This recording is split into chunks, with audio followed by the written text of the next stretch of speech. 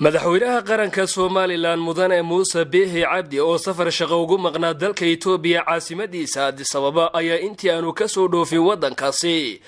waxa uu kulan kula qaatay hoteelka uu ka deganaa Addis Ababa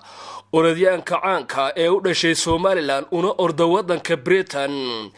adduunyadana looga yaqaano Mo Farah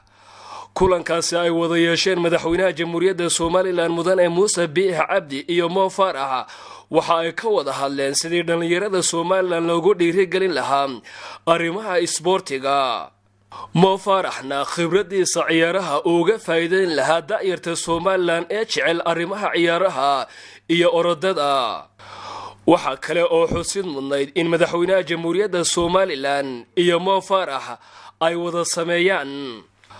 orod walow aanay diyaar u ahayn madaxweynaha Soomaaliland iyo Mo Farah haddana waxa u suurta gashay in yar ay wada ordaan si dhalinyarada Soomaaliland loogu dhiirigeliyo ciyaaraha iyo orodada si ay uga fogaadaan balwadaha iyo arrimaha taariibka isla markaana ay ugu mashquulaan ciyaaraha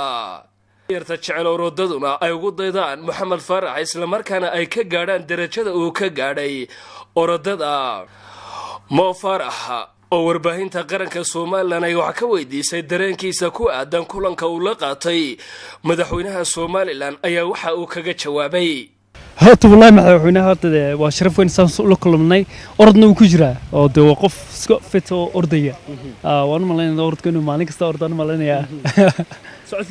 سعد كذا قلت لا بدي سكار كذا يسدو فزود جهيد مركا واحد بانتين سان استاسكلين كده دانو دلني يردا ودانو وطن كجوجنا Somaliland أمريكا كجوجان سيد وقصة صار لهين next Mo Farah كلمة جودة مثلاً كويدينية واحد تاني ولا شيء Somaliland ونا أرد وطن كبريتان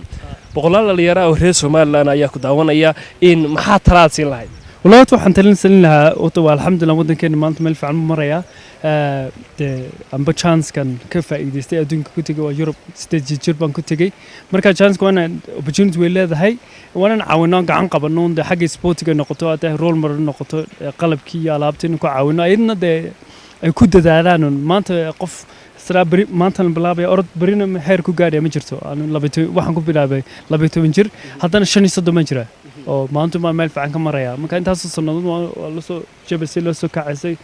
marba jirtay si fiican u ordin waana ku dadaashay nin Ahmed Saki Dair Hassan iyo Ibrahim Abdiqaadir Ibrahim Eagle warbaahinta qaranka Soomaaliland caasimadda wadanka Itoobiya ee Addis Ababa.